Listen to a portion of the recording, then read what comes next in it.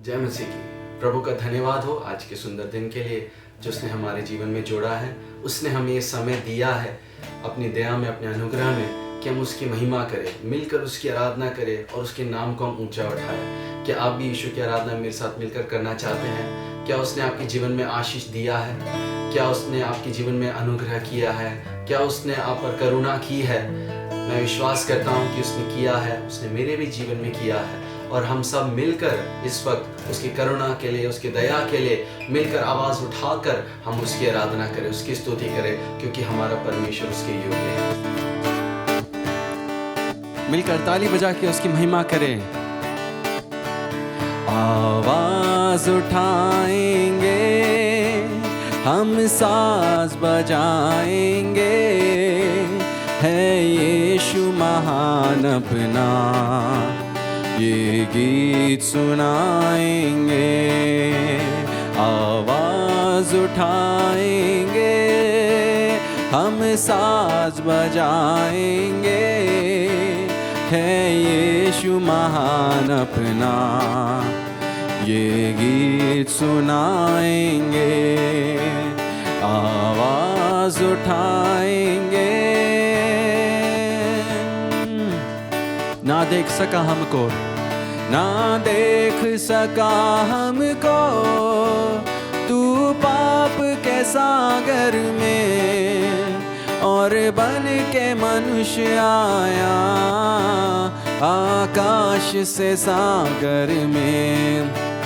ना देख सका हमको, तू पाप के सागर में, और बन के मनुष्य आया आकाश से सागर में।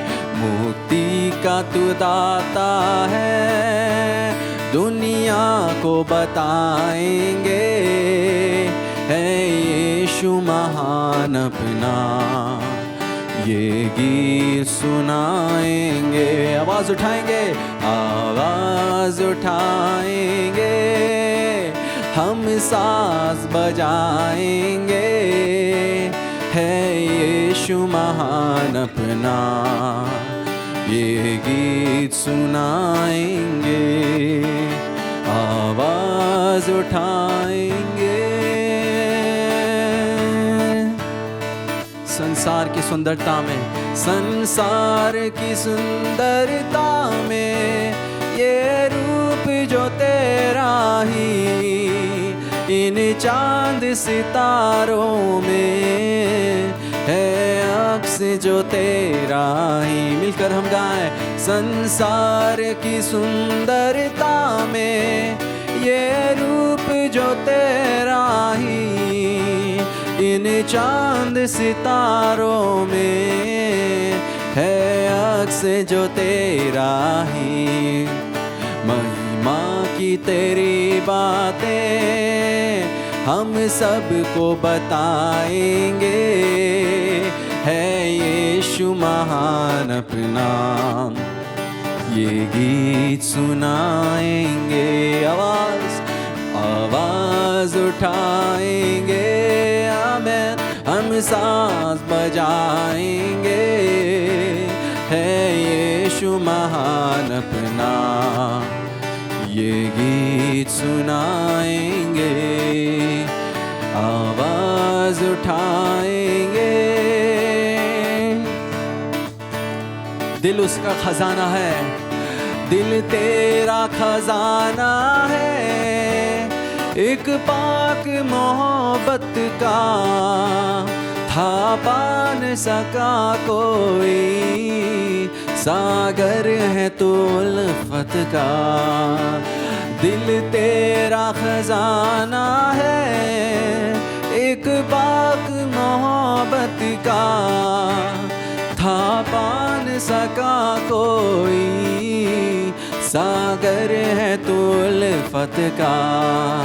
ओ हम तेरी मोहब्बत से दिल अपना सजाएंगे, है यीशु महान अपना, ये गीत सुनाएंगे। आवाज उठाएंगे, आवाज उठाएंगे, ओ हम साज बजाएंगे, है यीशु महान अपना, ये गीत सुनाएंगे, आवाज उठाएंगे।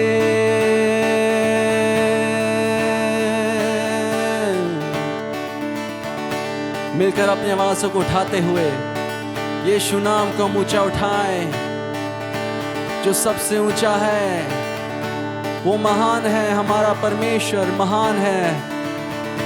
ओ कितना ऊंचा है, कितना आला है उसका नाम। हालेलुया। प्रभु तू योग्य है स्तुति के, आदर की महिमा के, तू ही योग्य है खुदा। तेरी प्रशंसा हम करते हैं, तुझको हम ऊंचा उठाते हैं अपने स्तुतियों में। प्रभु तुझको हम ऊंचा उठाते हैं, तू विराजमान हो खुदा, तेरी महिमा हो। स्वर्ग के पिता तेरी महिमा हो, तेरा नाम महिमा पाए परमेश्वर, तेरा नाम आदर जलाल पाए खुदा, क्योंकि तू ही उसके योग्य है। हालेलुया। धन्यवाद करते प्रभु, तू हमें पाप के सागर में ना देख सका, तू मनुष्य बनकर आया प्रभु, और हमें तूने छुड़ा लिया प्रभु। हमें दलदल की कीच से निकाल कर चट्टान पर खड़ा किया है, ताकि हम तेरे लिए जी सके। धन्यवाद करते हैं, तूने हमें नया जीवन दिया है, तूने हमें बदला है प्रभु। धन्यवाद करते हैं प्रभु, तूने हमें वो दिया है जो हम दुनिया में नहीं पा सकते हैं। धन्यवाद करते हैं तेरे उस प्रेम के लिए, धन्यवाद करते हैं तेरी दया के लिए, तेरे अनुग्रह के लिए, जिसके कारण हम आज भी जीवित हैं प्रभु। धन्यवाद करते हैं, तुझको महिमा मिले खुदा। ना देख सका हमको तू पाप के सागर में, और बन के मनुष्य आया आकाश से सागर में।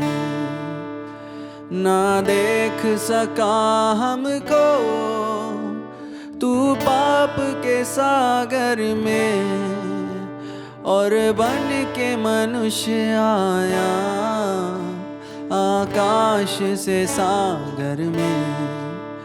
मुक्ति का तू दाता है, दुनिया को बताएंगे, है यीशु महान अपना, ये गीत सुनाएंगे।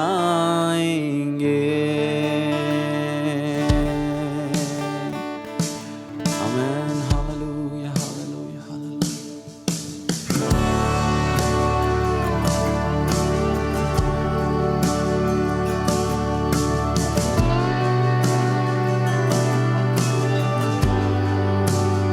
खुदावन तेरी महिमा हो,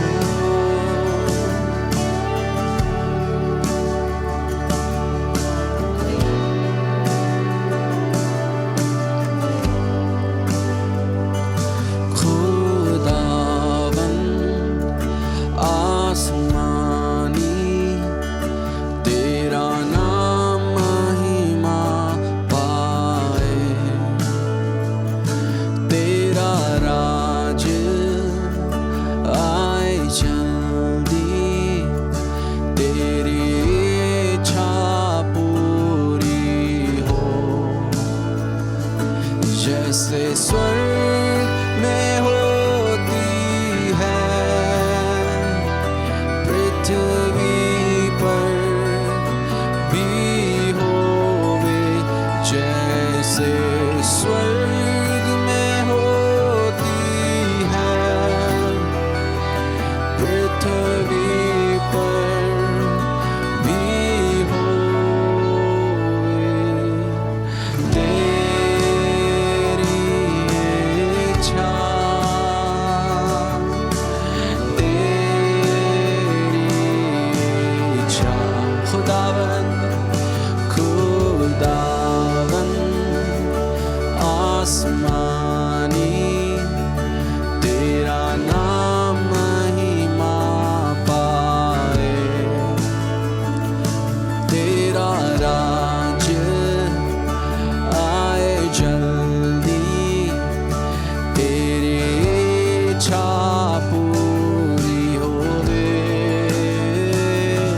जैसे स्वर्ग में होती है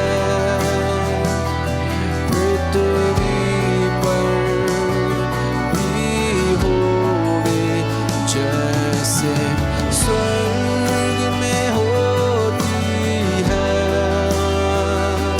पृथ्वी पर भी होवे।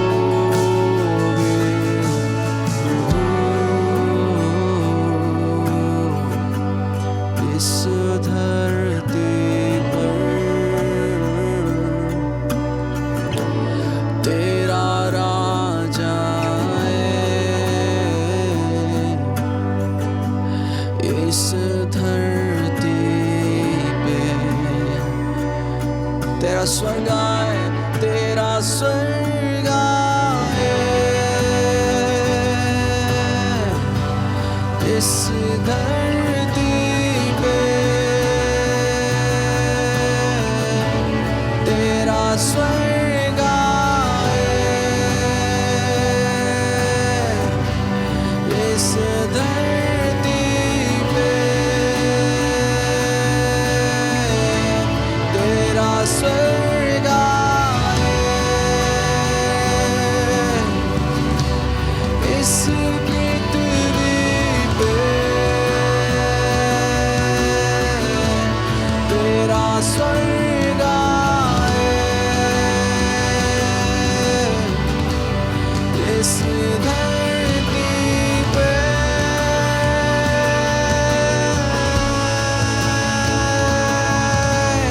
राज सामर्थ और महिमा तेरी होवे सदा।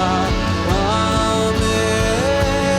राज सामर्थ और महिमा तेरी होवे सदा।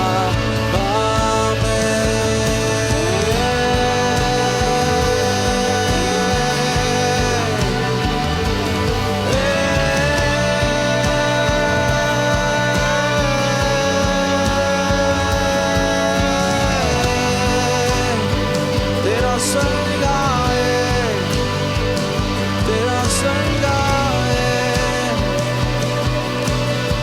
राज और सामर्थ और महिमा, राज सामर्थ और महिमा तेरी होवे सदा। आमीन। राज सामर्थ और महिमा तेरी होवे सदा।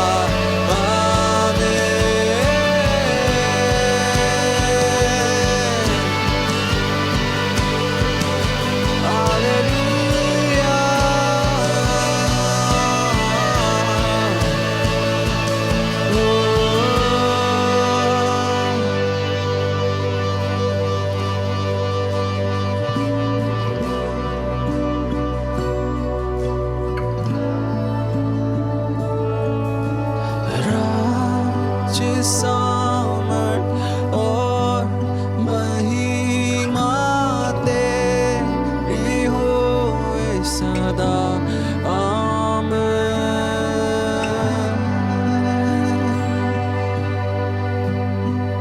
तेरी हो सदा।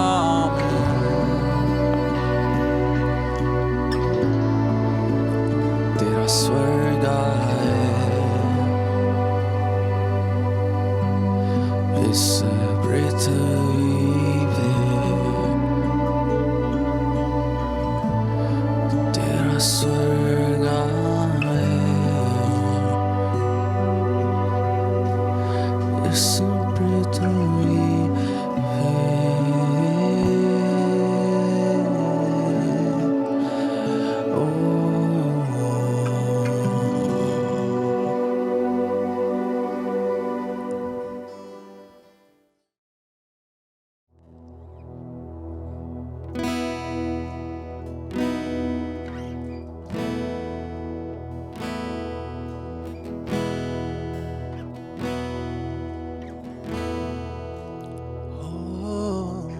जग ज्योति तू तेरा अंधकार में तूने मेरी आंखें खोल दी।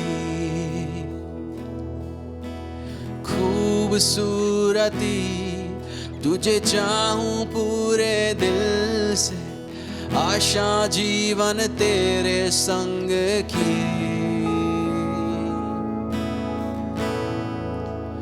आराधना करूं सर को मैं झुकाऊं, यीशु सिर्फ तू ही है मेरा खुदा। तू है अति सुंदर, तू है अति योग्य, तू है अति अद्भुत मुझको। तू ही है राजानंद, तू सबसे है ऊंचा, महिमा में विराजमान।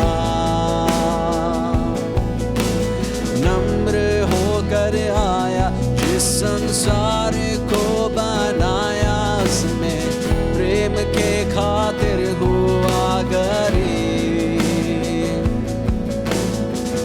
ओ आराधना करूं सर को मैं झुकाऊं, यीशु सिर्फ तू ही है मेरा खुदा।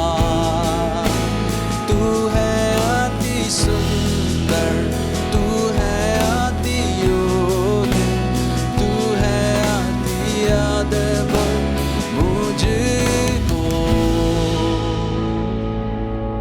मैं कभी ना जानूंगा मेरे पाप सूली पर चढ़ाने के, मैं कभी ना जानूंगा मेरे पाप सूली पर चढ़ाने के। आराधना कर सर को मैं झुकाऊं, यीशु सिर्फ तू ही है मेरा खुदा। तू है अति सुंदर, तू है अति योग्य, तू है अति अद्भुत मुझको। आराधना करें सर को हम झुकाएं, यीशु सिर्फ तू ही हमारा खुदा।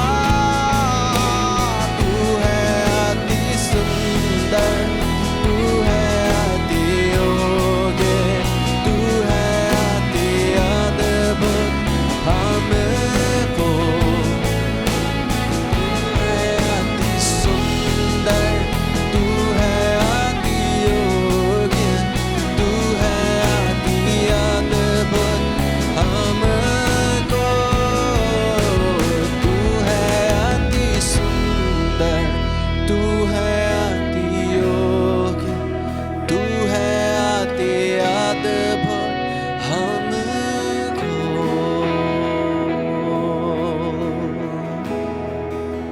यस लॉर्ड, तू ही है अति सुंदर, अति योग्य, अति अद्भुत हमको। हम मिलकर भजन संगीता 46 सैम 46 हम मिलकर हम पढ़ेंगे। भजन संगीता 46 प्रधान बजाने वाले के लिए कोरा वंशियों का अलामोत की राग पर एक गीत। परमेश्वर हमारा शरण स्थान और बल है, संकट में अति सहज से मिलने वाला सहायक। इस कारण हमको कोई भय नहीं, चाहे पृथ्वी उलट जाए और पहाड़ समुद्र के बीच में डाल दिए जाए, चाहे समुद्र गरजे और फेन उठाए और पहाड़ उसकी बाढ़ से कांप उठे। सेला। एक नदी है जिसकी नहरों से परमेश्वर के नगर में अर्थात परम प्रधान के पवित्र निवास स्थान में आनंद होता है। परमेश्वर उस नगर के बीच में है, वो कभी टलने का नहीं। पौ फटते ही परमेश्वर उसकी सहायता करता है। जाति जाति के लोग जला उठे, राज राज्य के लोग डगमगाने लगे। वो बोल उठा और पृथ्वी पिघल गए। सेनाओं का यहोवा हमारे संग है, याकूब का परमेश्वर हमारा ऊंचा गढ़ है। सेला। आओ यहोवा के महाकर्म देखो कि उसने पृथ्वी पर कैसा कैसा उजाड़ किया है। वो पृथ्वी की चोर तक की लड़ाइयों को मिटाता है। वो धनुष को तोड़ता और बाले को 2 टुकड़े कर डालता है और रथों को आग में झोंक देता है। चुप हो जाओ और जान लो कि मैं ही परमेश्वर हूँ। मैं जातियों में महान हूँ, मैं पृथ्वी भर में महान हूँ। सेनाओं का यहोवा हमारे संग है, याकूब का परमेश्वर हमारा ऊंचा गढ़ है। सेला। जय मसीह की। परमेश्वर का धन्यवाद हो कि उसने हमें एक और दिन दिया, एक और मौका दिया कि हम मिलकर हम उसकी आराधना कर सके और कुछ पल उसकी वचनों से हम कुछ बातों को सीखें। यशायाह 40 के 8 में ऐसा लिखा है, घास तो सूख जाती और फूल मुरझा जाता है, परंतु हमारे परमेश्वर का वचन सदैव अटल रहेगा। परमेश्वर का धन्यवाद हो इस वचन के लिए जो हमारे पास है, जो कभी बदलता नहीं, वो अटल है और वो हमसे आज भी बात करता है। जैसे हमने अभी भजन संगीता 46 से पढ़ा, आज हम इस भजन संगीता से कुछ बातों को आज हम सीखने जा रहे हैं। भजन संगीता 46 मसीह जगत में अनेक भक्तों को एक प्रोत्साहन का, एक सांत्वना का, एक ताकत का कारण ठहरा हुआ है। उदाहरण के लिए मैं केवल 2 लोगों के बारे में बताऊंगा। स्पर्जियन ने इस भजन संगीता को ऐसा कहा है कि this is a song of Holi confidence, पवित्र आत्मविश्वास का एक गीत। और इस भजन संगीता को लूथर्स सैम, लूथर का भजन भी कहते हैं। मार्टिन लूथर कुछ लोग इस नाम से परिचित होंगे। प्रोटेस्टेंट रिफॉर्मेशन को कलीसिया में, मसीह जगत में भ्रष्टाचार के खिलाफ खड़े होने वाला, आवाज़ उठाने वाला एक व्यक्ति था। और करीब सन 1527 में जैसे आज की माहौल होती है, ऐसे ही एक महामारी शुरुआत हुए थे जिससे वो पीड़ित हुए थे, जिसको ब्लैक प्लेग कहते थे, काली मृत्यु। और उस समय में उनका बच्चा बहुत पीड़ित हुए थे, मृत्यु तक वो चले गए थे। और जब बहुत निराशा की अवस्था में वो मार्टिन लूथर अपने सहकर्मी को बोलते थे कि आओ हम इस भजन को पढ़ेंगे, इस भजन को हम गाएंगे। और इस भजन के आधारित पर उसने एक भजन भी लिखा है जिसको ऐसे शीर्षक है कि a mighty fortress is our God, एक शक्तिशाली किला है हमारा परमेश्वर। ऐसे अनेक लोगों के लिए एक प्रोत्साहन का, एक सांत्वना का भजन रहा है। और अनेक वचन के पंडित लोग इस भजन को एक भविष्यात्मक भजन भी कहते हैं। तो इस भजन को पूरा इसमें से हमें स्टडी करना है, इसमें से हमें सीखना है। इसको 3 भागों में हम सीख सकते हैं, लेकिन जो समय आज हमारे पास है, केवल इसकी एक शुरुआत, एक इंट्रोडक्शन हम देखेंगे और उसका पहला एक भाग को आज हम सीखेंगे। और मैंने आज का संदेश को शीर्षक ऐसे दिया है, सेला। ये शब्द एक छोटा सा शब्द है। आपकी बाइबल में अगर आप ध्यान से देखोगे तो 3रे पद के बाद में लिखा है, ब्रैकेट में लिखा है। 7वां पद की बाद में भी ये लिखा है और 11वां पद के बाद में भी ये शब्द लिखा है, सेला। लेकिन अनेक ऑनलाइन ट्रांसलेशंस में ये शब्द मैंने नहीं देखा है। और ये शब्द का अर्थ क्या है? ये शब्द, इस शब्द का मतलब यह है कि ठहरो, विश्राम करो और सोचो। Pause and think about that. जो भाग हमने पढ़ा है उस बात को आप ठहर कर थोड़ा उस पर आप ध्यान करो, उसकी ओर आप मनन करो, उससे सोचो और फिर आगे पढ़ो। ये एक म्यूज़िक भाषा में, अगर क्योंकि ये गीत है, म्यूज़िक भाषा में बोलेंगे तो इट्स ए रस्ट। और ये शब्द, मैंने इस संदेश को क्यों सेला शब्द दिया है, एक हम सब एक ठहरा हुआ अवस्था में है, है ना, पूरा धरती रुका हुआ एक अवस्था में है। और दूसरे इस भजन संगीता में भी 3 बार ये शब्द को इस्तेमाल किया है, और वो शब्द इस भजन संगीता को और महत्वपूर्ण इसलिए है कि अगर आपने ध्यान दिया होगा, इसकी शुरुआत में ऐसा लिखा है कि ये प्रदान बजाने वाले के लिए कोरा वंशियों का अलामोत की राग पर का एक गीत है। अलामोत राग ये क्या है? अलामोत राग मतलब सबसे ऊंचे आवाज़ में एक मनुष्य अगर हम गा सकते हैं, उस शब्द को कहते हैं अलामोत। हमें इस गीत का धुन नहीं पता है, इसका म्यूज़िक नहीं पता है, लेकिन ये शब्द कहता है कि ये बहुत ऊंचे आवाज़ में गाने वाला एक भजन थे। आज की भाषा में, अगर इंग्लिश भाषा में बोलूँ, इट्स ए सोप्रानो वॉइस। और बाइबल में केवल 2 ही जगह पे ये अलामोत का शब्द इस्तेमाल किया है। सबसे पहले इतिहास की 15 का 20 में एक सारंगी के विषय में लिखा है। वो सारंगी, वो बाजे जब बजाते हैं ऐसे आवाज़ निकलते, वो सबसे ऊंचे पिच के होते थे, ऊंचे आवाज़ का। और वो दाऊद जब परमेश्वर का वाचा का संदूक को यरूशलेम मंदिर में जब वापस लेकर आ रहा था, उस समय उस बाजा को बजाया था।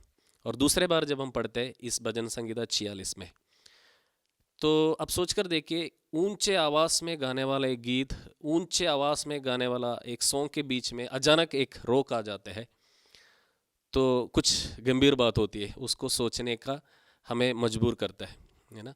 तो इसलिए ही आज हम कुछ बातों को रुककर हम सीखेंगे। इस भजन संगीतों को पूरा हम नहीं सीखेंगे, केवल उसका पहला 3 पद को एक और बार मैं पढ़ता हूँ। परमेश्वर हमारा शरण स्थान और बल है, संकट में अति सहज से मिलने वाला सहायक।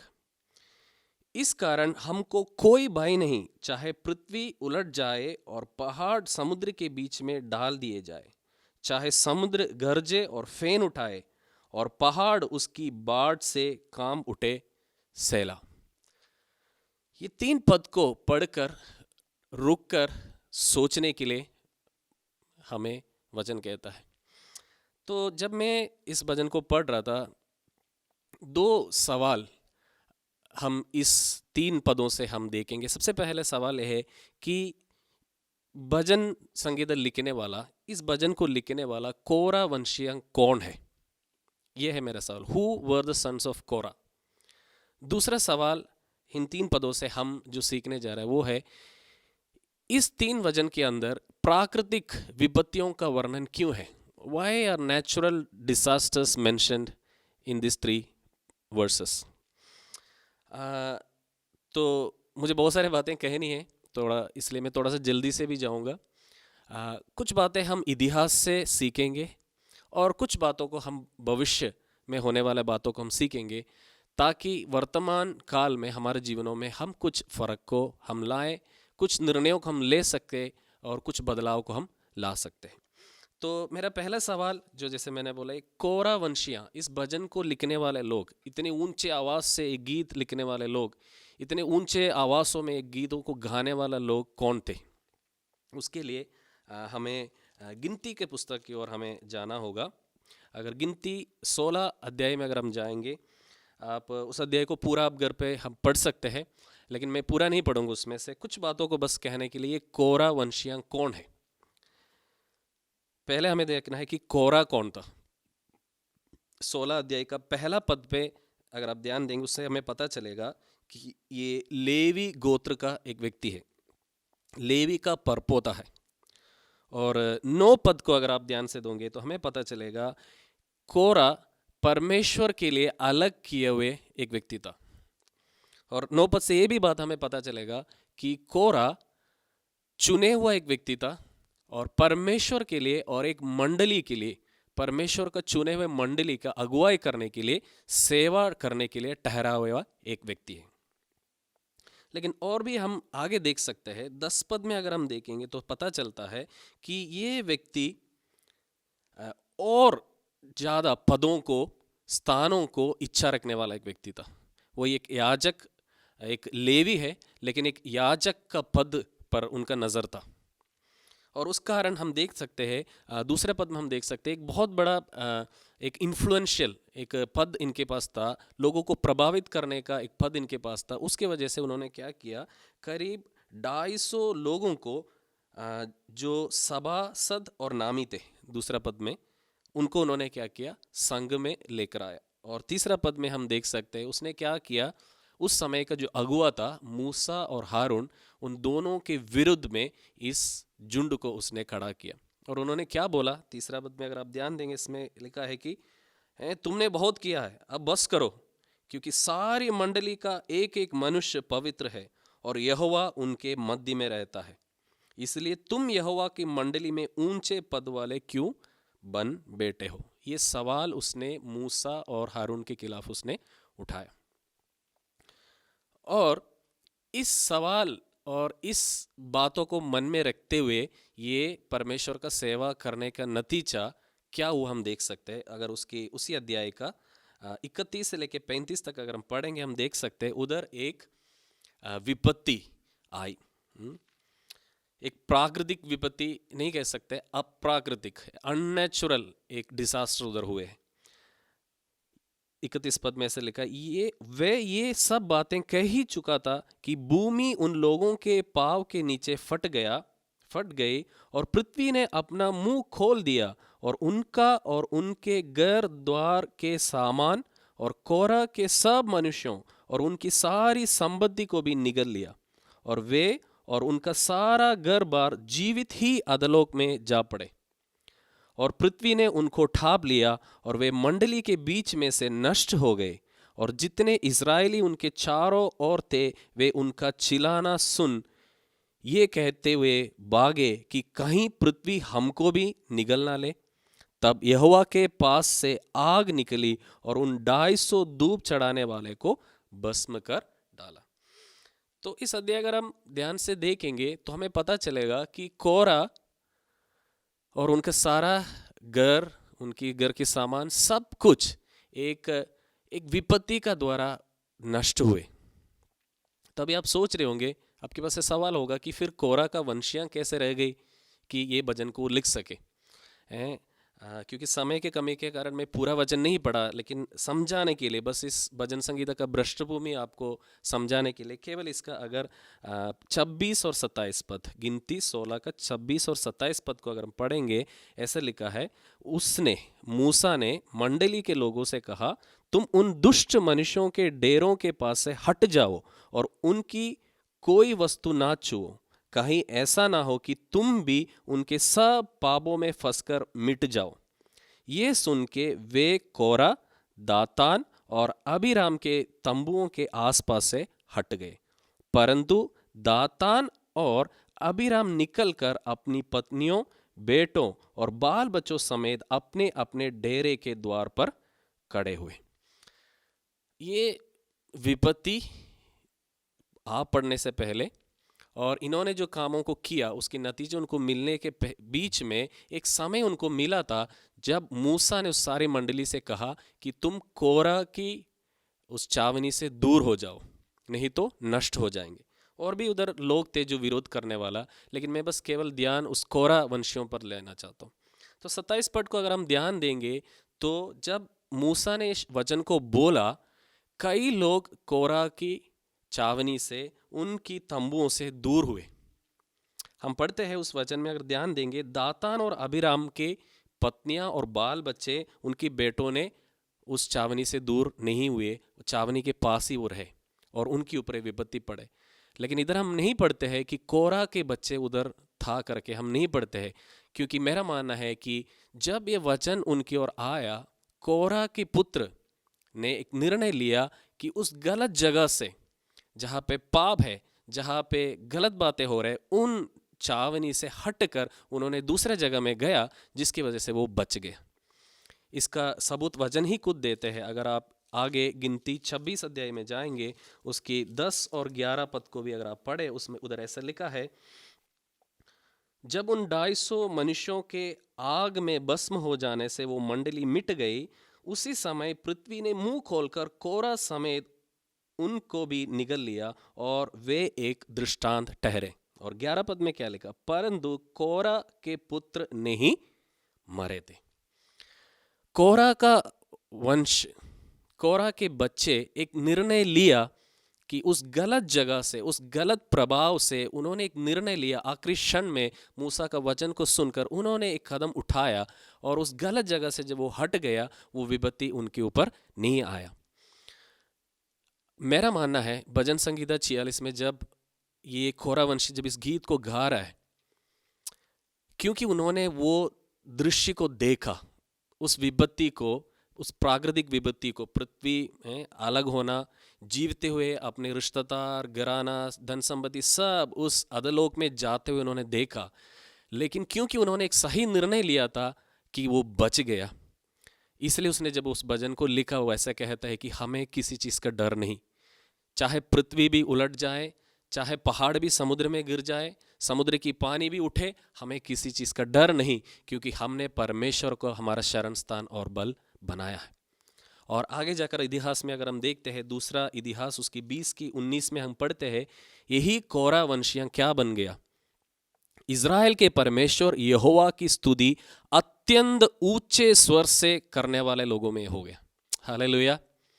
एक निर्णय उस सही समय पर, उस मौका पे उन्होंने किया, उसकी नतीजा क्या हो गया, वो परमेश्वर के मंदिर में इज़राइल की परमेश्वर का स्तुति और आराधना ऊंचे स्वर से गाने वाले लोग वो बन गया।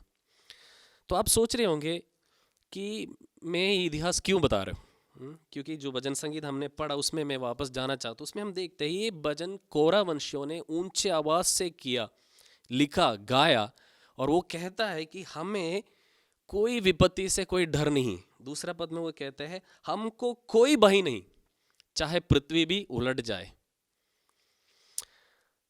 मैं आपसे पूछना चाहता हूँ, जो माहौल आज चल रहा है उसमें अगर हम भयभीत है या हमारा मन बिल्कुल परमेश्वर की स्तुति और आराधना करने के लिए हम तैयार है, क्या है? हम किस जगह पे हमें अपने आप को टटोल कर देखना है? मैं जल्दी से कुछ बातों को, केवल इतिहास नहीं है, बाइबल अगर आप ध्यान से पढ़ोगे, नए नियम में प्रकाशित वाक्य के पहले, उससे पहले एक किताब है, बहुत छोटी पुस्तक है नए नियम में, यहूदा की पत्री, एक ही पेज का एक पत्री है। अगर आपके पास 5 मिनट है तो आप बैठकर आज ही इस पुस्तक को पढ़ सकते हैं, यहूदा की पत्री। यहूदा की पत्री क्या कहते हैं, उसकी पहला अध्याय के 11 पद में से लिखा, कोरह के समान विरोध करने वाले लोग अंतिम समय में होंगे। और ये लोग कहाँ पाए जाएंगे? 12 पद में लिखा है, तुम्हारी प्रेम सभाओं में तुम्हारे साथ खाते पीते पाएंगे। और इनका कुछ कुछ लक्षण भी इस पुस्तक में लिखा है। मैं कुछ बातों को मैं पढ़ रहा हूँ। 16 पद में लिखा है, ये तो असंतुष्ट, कुड़कुड़ाने वाले और अपनी अभिलाषाओं के अनुसार चलने वाले हैं, और अपने मुंह से घमंड की बातें बोलते हैं, और वे लाभ के लिए मुंह दे की बड़ाई किया करते हैं। और भी कुछ पदों को पहले अगर हम देखेंगे, 8 पद में हम देखेंगे, ये स्वप्नदर्शी लोग हैं, अपने अपने शरीर को अशुद्ध करते, प्रभुता को तुच्छ जानते, ऊंचे पद वालों को भला बुरा कहने वाला लोग होंगे। और 4 पद में ये भी लिखा है कि ऐसा लोग, ये कोरह का जैसे लोग कैसे कलीसिया में आ पड़े। 4 पद में से लिखा, कितने ऐसे मनुष्य चुपके से हम में आ मिले हैं। और उनका और भी लक्षण इधर लिखा है, वे भक्तिहीन है और हमारे परमेश्वर के अनुग्रह को लुच्चपन में बदल डालते हैं, और हमारे एकमात्र स्वामी और प्रभु यीशु मसीह का इनकार करते हैं। ये भजन संगीत जो हमने पढ़ा 46, वो केवल एक इतिहास की बात नहीं, एक भविष्यात्मक भजन है। मैं समझता हूँ अंतिम समयों में कलीसिया के अंदर अनेक ऐसे लोग आ मिले हैं जो भक्तिहीन है, जो भक्ति का बेश धरेंगे, वो स्वप्नदर्शी लोग हैं, शरीर की अभिलाषा के अनुसार चलेंगे और कहेंगे सब लोग पवित्र है, सब लोग पवित्र है, पाप के विषय में कोई चर्चा नहीं होंगे। और कैसे कैसे करते हैं, डींक मार होंगे, असंतुष्ट, कुड़कुड़ाने वाले लोग, अगुओं के खिलाफ बात करने वाले लोग, गड़बड़ी को उत्पन्न करने वाले लोग। और आगे भी अगर हम देखेंगे, ऐसे लिखा है कि ऐसा लोग क्या करता है, वो दे ब्रिंग डिविशंस, भिन्नता को कलीसिया में लाएंगे। आत्मा से नहीं चलते लोग, कलीसिया में फूट को लाने वाले लोग। ऐसा अलग अलग चरित्र बातें इधर लिखी गई है। तो मैं आपसे पूछना चाहता हूँ, हम किस मंडली में हैं, हम किस झुंड में हैं?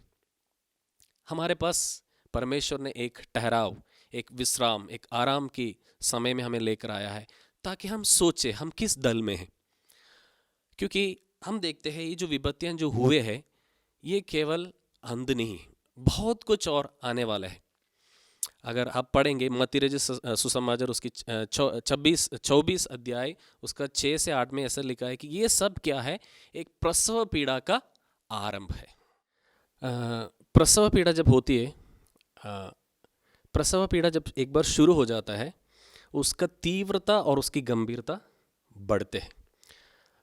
हमारा दोनों बच्चे, एक तो 8वां महीना में पैदा हुआ और एक 7वां महीना में पैदा हुआ। तो प्रसव पीड़ा कैसे होता है मैंने नहीं देखा है, ना मेरा पत्नी अनुभव किया है, लेकिन आप में से कई लोग जो प्रसव पीड़ा के अनुभव में अगर आपने गया है, आपको पता है प्रसव पीड़ा जब एक बार शुरू हो जाती है उसकी तीव्रता और उसकी गंभीरता, the intensity and the frequency will increase, बढ़ती है। तो यीशु मसीह अंतिम समय के चिन्हों में ये कहता है भूकंप, अकाल, महामारियां एक प्रसव पीड़ा के आरंभ है। और मेरा मानना भी ये है कि ये जो कोविड, ये जो समय है ये एक शुरुआत है। ये विपत्तियां अभी और बढ़ेंगे। अगर हम और कुछ पदों को पढ़े, जैसे लूका रचित सुसमाचार उसकी 21 अध्याय उसके 11 पद में अगर हम पढ़े, उसमें क्या लिखा है, बड़े बड़े भूकंप होंगे, जगह जगह अकाल और महामारियां पड़ेंगे और आकाश से भयंकर बातें और बड़े बड़े चिन्ह प्रकट होंगे। जस्ट आपकी जानकारी के लिए एक छोटा सा एक वीडियो क्लिप ABC न्यूज़ की तरफ से, जो 2 साल पहले की कुछ घटना आज के समय का सबसे ताकतवर राष्ट्र जो अमेरिका हुआ है उसमें हुए कुछ विपत्तियों का एक बातों को दिखाता है। आप इस क्लिप को देखिए।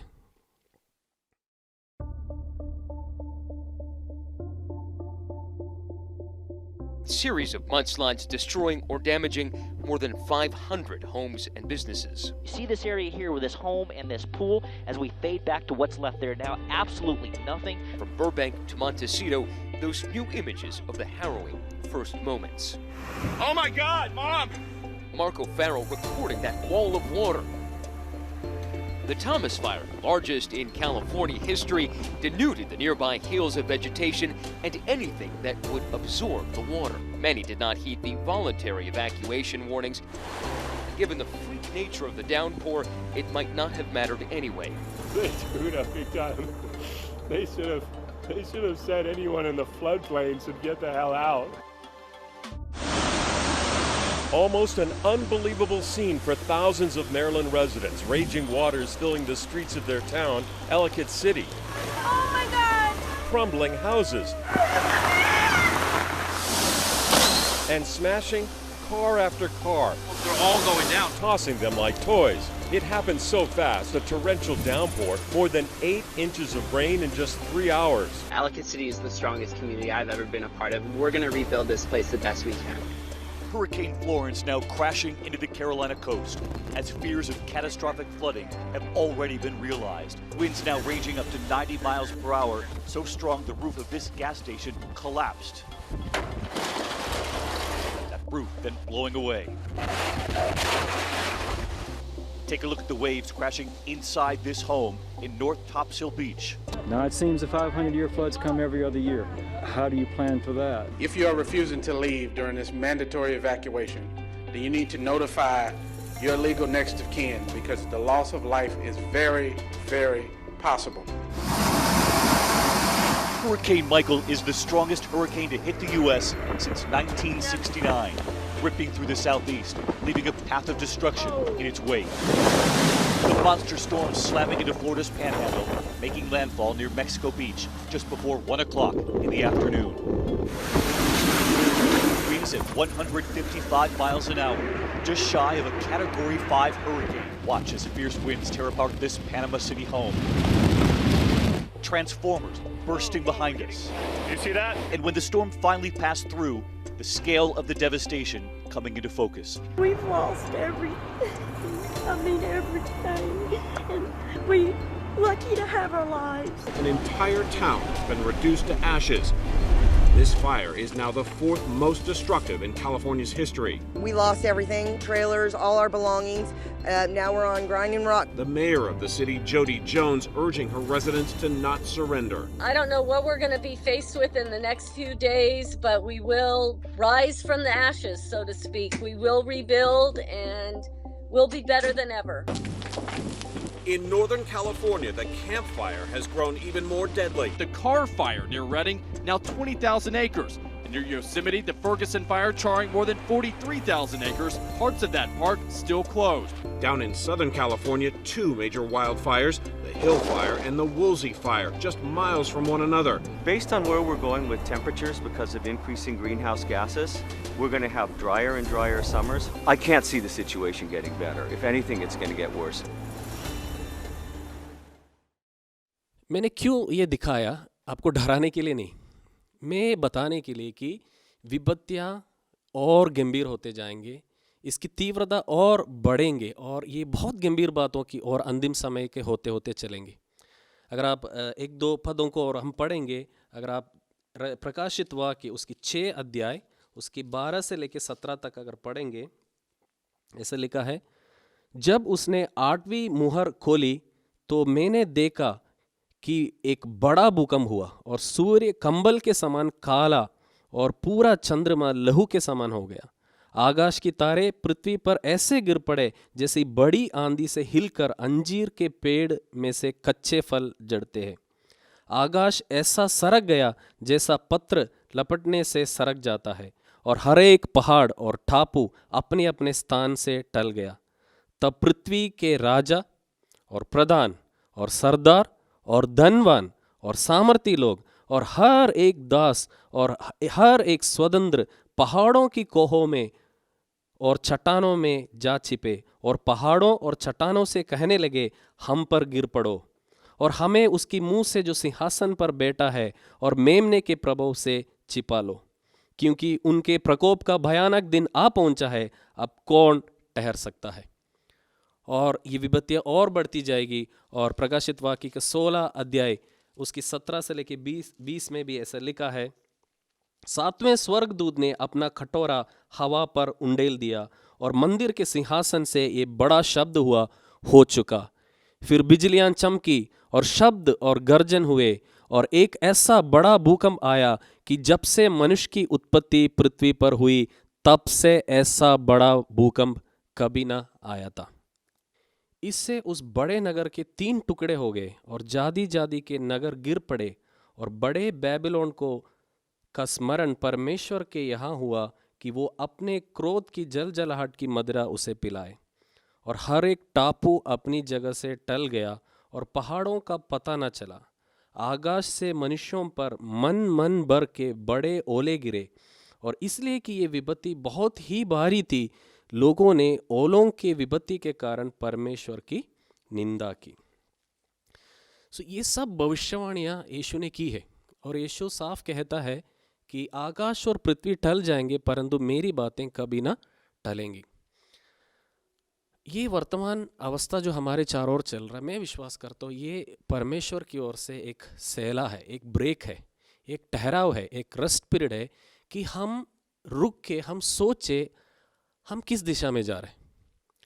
अगर हम कोरा के लोगों के समान है, अगर उस मंडली का भाग है, मैं बोलना चाहता हूँ हम एक बड़ा विपत्ति की ओर हम जा रहे हैं आनंद काल के लिए।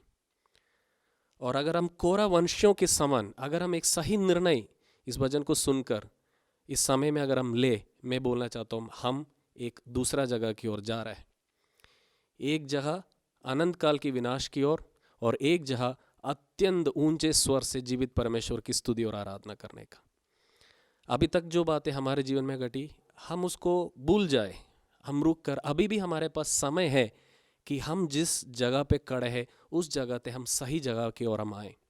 हो सकता है कि आप कलीसिया के एक सदस्य काफ़ी समय से हुए, आप सेवगाई कर रहे होंगे, प्रभु की मेज से शामिल हो रहे होंगे, सब कुछ कर रहे होंगे, आपका प्रसिद्धि, आपका पद होंगे, लेकिन अगर आपके अंदर हृदय सही नहीं है और प्रशस्ति और पदों को चाहना, बुड़बुड़ाना, शिकायतें करना, अगुओं के अधीन में ना रहना, शरीर के अनुसार चलना, कलीसिया में फूट डालना, अधिकारियों के खिलाफ बोलना, ये सब छोटे छोटे बातें हो सकते हैं और हम सोच रहे हैं कि हाँ हम सब पवित्र हैं क्योंकि यीशु ने हमें शुद्ध किया।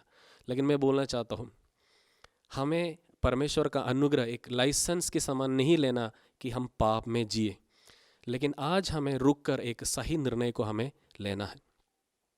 भजन संगीत 46 जब पढ़ा, प्रभु ने मुझे यही समझाया, कोरह वंशियों ने उस मूसा का उस वचन को सुनकर, उसने चारों ओर के लोगों को नहीं देखा, किसने उनको पाला पोषा नहीं देखा, लेकिन सही निर्णय उसने लिया और उस जगह से हट गया जो जगह बिगड़ कर वो अधोलोक में चला गया। आज मैं आपको बोलना चाहता हूँ, अगर आप भी ये सही निर्णय लेगा, आप भी उस कोरह वंशियों के समान आप भी यही गीत गाएंगे, ऊंचे स्वर से आप गीत गाएंगे कि परमेश्वर मेरा शरण स्थान है, परमेश्वर मेरा बल है, मुझे किसी चीज़ का डर नहीं है। और आप बोल सकते होंगे कि हो ये सब विपत्ति आने में बहुत समय बाकी है, ये हमारा पीढ़ी में नहीं होगा, लेकिन हमारा आयु भी तो सीमित है, हमें नहीं पता कि कब हमें इस धरती छोड़ना होगा। अगर उस समय तक हमने सही निर्णय नहीं लिया, हमारे लिए एक बहुत बड़ा कीमत हमें देना पड़ेगा। मैं एक दो पदों को और बोलकर मैं समाप्त करना चाहता हूँ। हम लूका रचित सुसमाचार उसके 21 अध्याय और उसका 25 पद को हम पढ़ेंगे। सूरज और चांद और तारों में चिन्ह दिखाई देंगे और पृथ्वी पर देश देश के लोगों को संकट होगा, क्योंकि वे समुद्र के गर्जने और लहरों की कोलाहल से घबरा जाएंगे।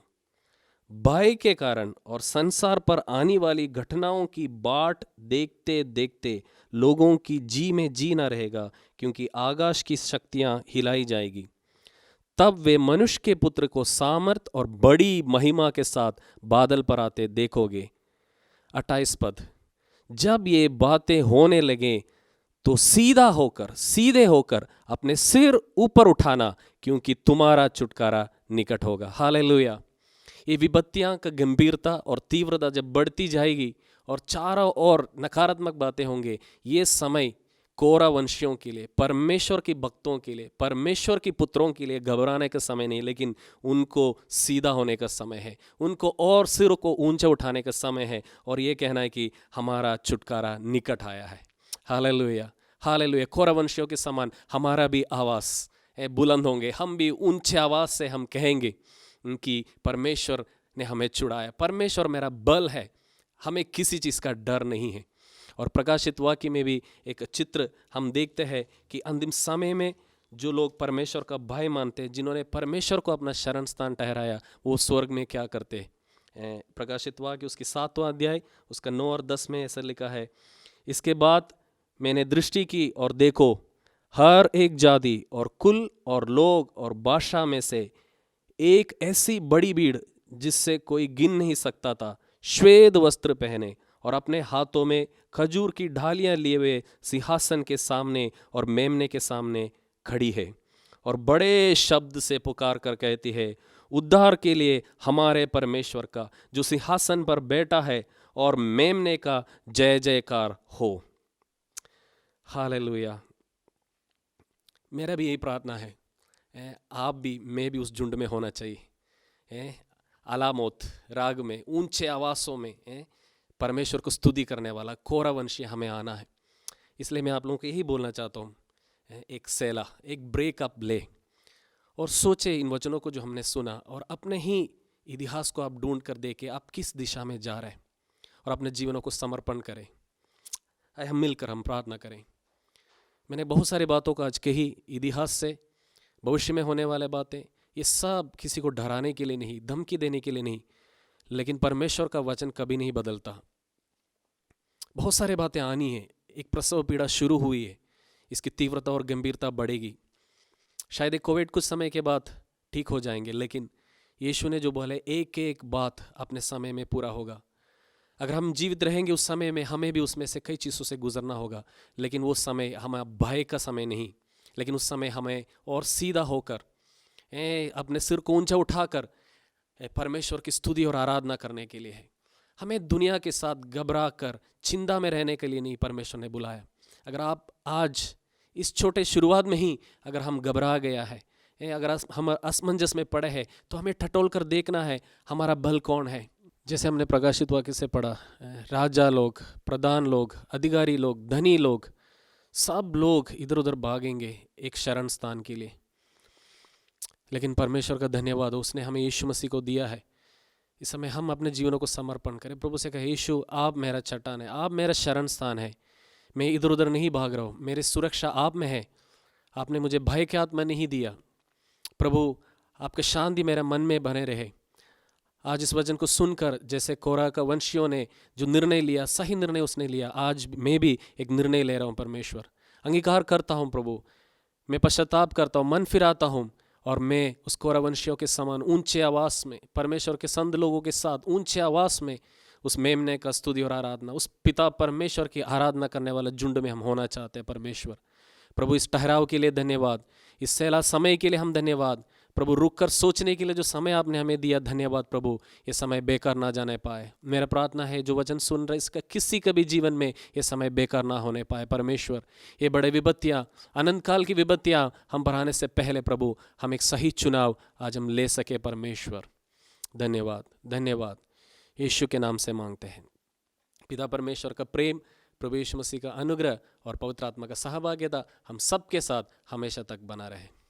आमीन, आमीन। प्रभु सबको आशीष दे।